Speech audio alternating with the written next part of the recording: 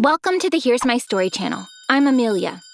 I was painting my stepsister's fingernails when she suddenly sneezed violently. Her hand moved and the nail polish smudged. "Hey, be careful!" she screamed.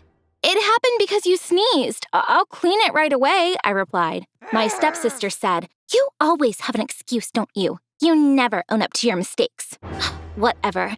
Just keep painting. Emily's party is at 7. I don't want to be late." I was surprised. I didn't know she was getting ready for that party. "So you're going too? Emily invited me as well. We can go together," I said. Right then, my stepmother entered the room. "You're not going anywhere. You need to iron the clothes. Plus, when do you think you can make plans without asking me first? Your priority is keeping this house in order," she said sternly. As you can see, I'm the Cinderella of the house. But that night, I didn't get a visit from a fairy godmother who transforms mice into horses and a pumpkin into a carriage. So I never made it to my friend's birthday party either. I spent all night ironing my stepmother's and stepsister's clothes. I was so tired from working around the house all day that as soon as I got into bed, I burst into tears. Actually, my life wasn't too different from Cinderella's. I, too, had lost my mom. I missed her a lot. My dad remarried shortly after my mom's passing. I knew my stepmother didn't like me, but she treated me all right, fearing backlash from my dad. But when I lost him last year, my life turned into a complete mess. My dad owned a rent-a-car company. My stepmother and I inherited it. I was not yet 18, which meant my stepmother as my legal guardian would keep my share of the income. Normally, she would have kicked me out, but she let me live with them because of the extra money she was getting, thanks to me. In return for her favor, she made me her housemaid. Cleaning, laundry, ironing, cooking. I was supposed to do them all. She didn't even let me eat with them. "Who will serve the food if you sit and eat with us? You can have your dinner after we're done," she would say. I had to do all this because I didn't have anywhere else to go. One day while I was at school, the bell rang and they let all the students out into the garden.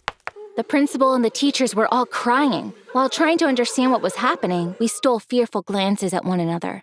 The principal went up on the stage to explain the situation. "Children, there has been a terrible incident. The royal family's yacht had an accident while returning from the Philippines.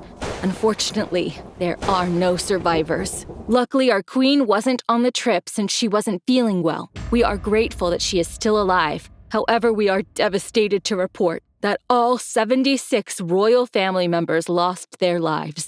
A day of national mourning was announced. Please, everyone, go home. There will be no classes today," he said.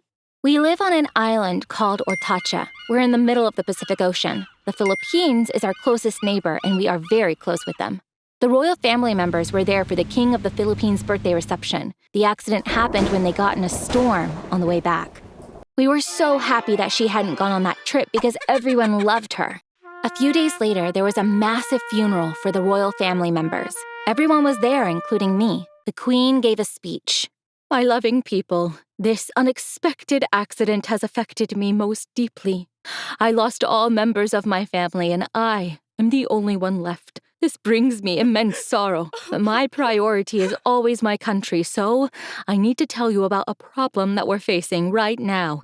The Queen paused for a while. After wiping off her tears, she continued. "I am 70 years old. My daughter was supposed to succeed me, but she is gone, as is everyone else. I have no heirs left. One has to have royal blood to become the queen. Now I will reveal a secret. My brother had a daughter born outside of his marriage. This was an embarrassing scandal for our family. We had to hide it from you, and I apologize for it. But now we need to find my brother's daughter, my niece, for our country's future. We have no information as to who she could be. She should be around 40 years old now. All I know is that my brother told her, 'I have to abandon you, but you will remain my daughter forever,' and gave her his own royal seal." The Queen's words shocked the crowd. Everyone was asking each other the same questions. "Do you know anyone like that? Who could it be? We need to find her. What if we can't?" As the Queen started to speak again, everyone went quiet. She made a plea to her future heir with tears in her eyes. "My dear niece, please forgive us for abandoning you. You had done nothing wrong. My brother wanted you to grow up in the court, but I opposed it. Please accept my apologies. Your country needs you. Please come forward. Come to the palace with the royal seal so that we'll know you're the one we've been looking for, she said. The public was shocked. As I walked home after the ceremony, there were people at every corner. Women, men, old people, kids. This was all anyone could talk about. Naturally, everyone was curious about who the future queen might be. I found my stepmother and her daughter in my room when I came home. They'd emptied all my drawers. They had been looking for something.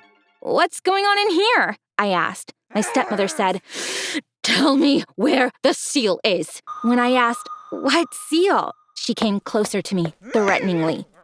"What seal? The royal seal, of course. Your mom must have given it to you. Hand it over now," she said. "The royal seal? The one the queen was talking about? But why would my mom have that seal?" I asked. "Well, apparently your mom was too ashamed to tell you, so now you know. Your mom is the queen's niece born out of wedlock," she replied. Oh my, now it all makes sense. My mom once told me, "I'll tell you something when you grow up because you're too young to know it now and you might judge me. But please don't be upset at your mama when you find out, okay? Because it wasn't my fault." That's what she meant, my stepmother said with a smirk on her face. "Your dad told me everything and now you know it too." Then she asked angrily, "If your mother didn't give it to you, where the heck is it?" I showed her my necklace. This belonged to my mom. She gave it to me when she got sick and told me never to lose it. I didn't know it was the royal seal. I thought it was a necklace. "Let's go to the palace immediately and tell the queen," I said. She ripped the necklace off my neck and held what we now know as the royal seal triumphantly. "The queen doesn't know your mom is dead. I'll tell her I'm the woman she's looking for, and she's going to believe me because I have the royal seal," she said, laughing maniacally. Her daughter couldn't stand still. "Mom, when you become a queen, will I be a princess? That's so cool!" she screamed. They started dancing. I watched them aghast. Then they left the room, closed the door, and locked it. My stepmother would replace my mom and even become the queen at some point. Unfortunately, there wasn't much I could do about it either. I started crying out of desperation. I must have cried myself to sleep that night. When I woke up, I heard sounds from outside the door. A man screamed, "This must be it, Your Majesty." Then I heard a key turning inside the lock. The door opened. The queen was standing in front of me. There were royal soldiers behind her. I kneeled at once to greet her. "My sweet princess, get up and show me your beautiful face," she said. I did what I was told to do. She scrutinized my whole face. "You get your eyes, eyelashes, and hair from me," she said, smiling. Then she opened her arms wide. "Come, give me a hug. I hope you forgive me for not having met you sooner," she said. I hugged her. I mumbled, "I wish my mom was here too." She said, "I wish I could have gotten to know my niece. We've been so unfair to her," looking at me. "I need to adopt you so that you can take the throne in the future," she added. I was curious about how the truth about my stepmother and her daughter was revealed. On our way to the palace, the queen told me. When my stepmother arrived with the royal seal, the queen thought she was actually her niece. But she got suspicious when she saw her daughter, because neither of them looked like the queen or her brother. My stepmother and her daughter have blonde hair and blue eyes. I have brown hair and brown eyes, just like the queen herself. As her suspicions grew, she called the head of security and asked him to interrogate my stepmother and her daughter. After a few questions, my stepsister broke down in tears and confessed. My stepmother still stuck with her lies, but they didn't believe her. Eventually, she had to tell the truth. The queen wanted to save me when she discovered they had locked me in a room. You now know what happened when she arrived at our house with her soldiers.